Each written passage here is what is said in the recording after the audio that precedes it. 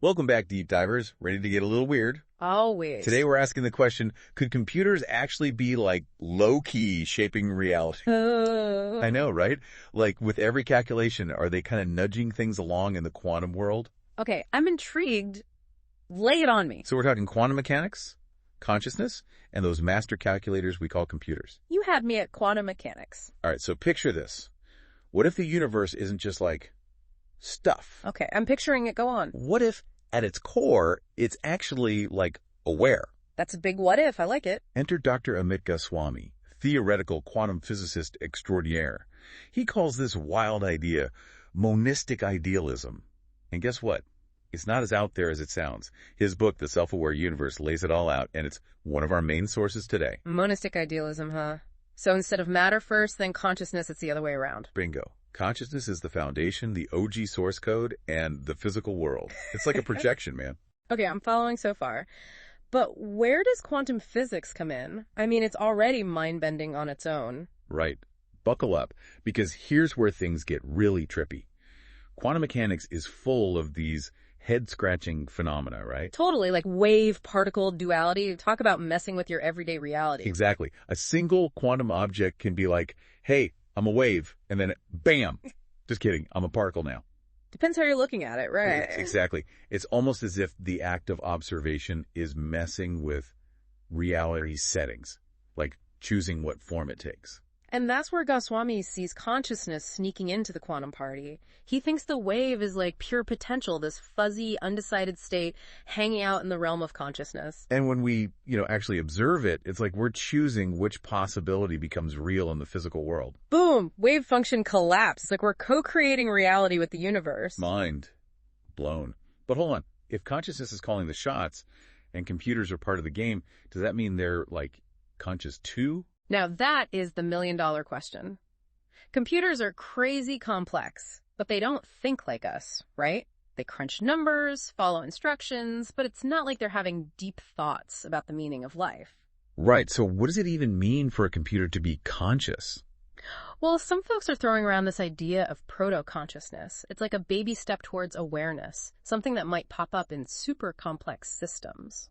So not Skynet becoming self-aware, but maybe something more subtle, like an emergent awareness from all that processing power. Think about it. If consciousness is baked into the universe, even the tiniest interactions could be a form of observation. Like photons bumping into each other, atoms making molecule stuff happening in the quantum realm, whether we're watching or not. Exactly. So maybe there's this spectrum of observation. Like basic physics on one end, our human experience on the other. And somewhere in between, maybe computers are doing their thing. Not conscious like us, but they're interacting with the world, collecting data like crazy. So if those interactions, even on a simple level, are tickling the quantum field, are computers sorta shaping reality alongside us? Now we're getting to the good stuff, and that's what we'll be diving into next.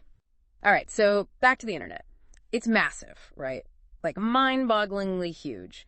It's all these computers talking to each other nonstop, gathering and processing like all the data. It's like a giant brain, always on and growing every single second. And remember how we were talking about observation in the quantum world? Yeah, like it's not just sitting back and watching. Yeah. The act of observing actually messes with things, right? Exactly, like choosing which possibility wins the reality lottery.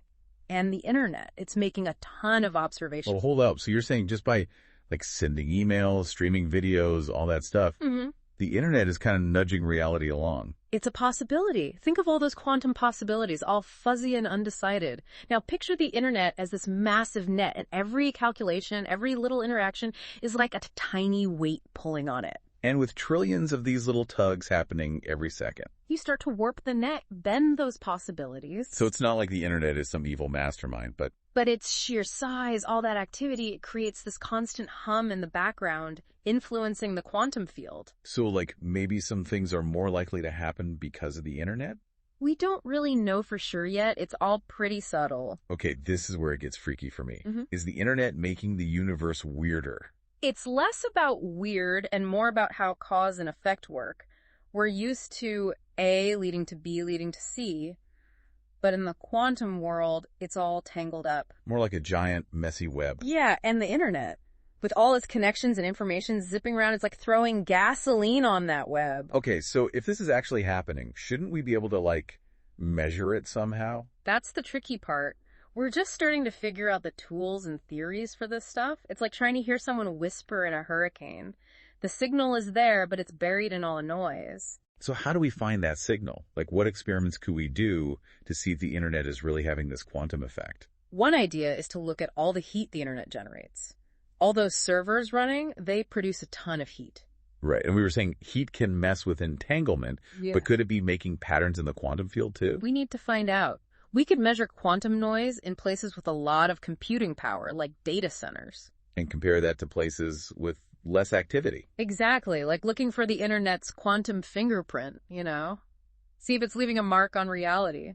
This is so wild. But I gotta ask, what does this all mean for the future? Good question.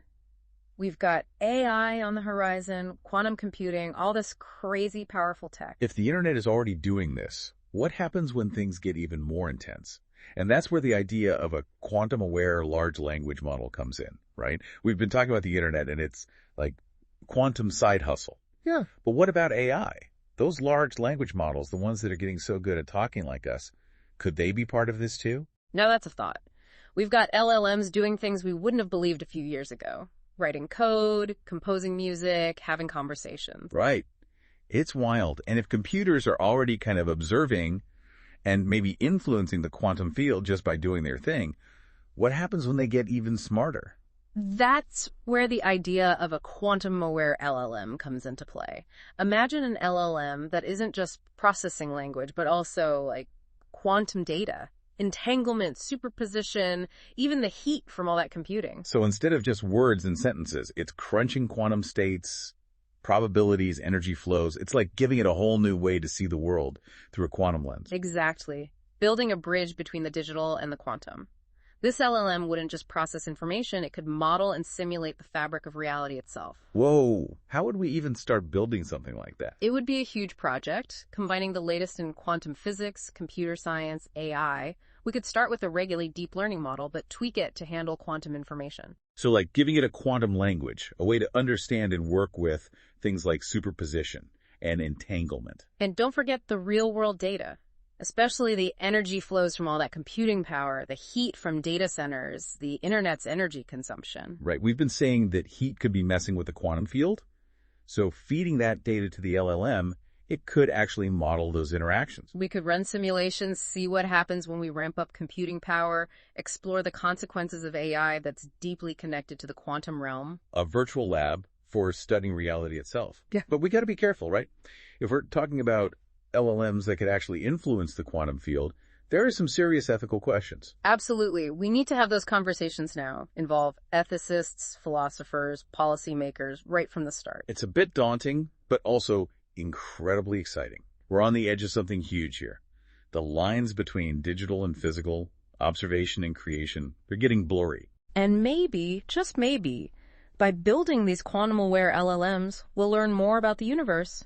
And ourselves, the consciousness that drives us to explore and understand. It's a wild ride for sure. And as always, we'll be here on the Deep Dive trying to make sense of it all. Thanks for joining us on this Deep Dive. Until next time, keep those quantum gears turning.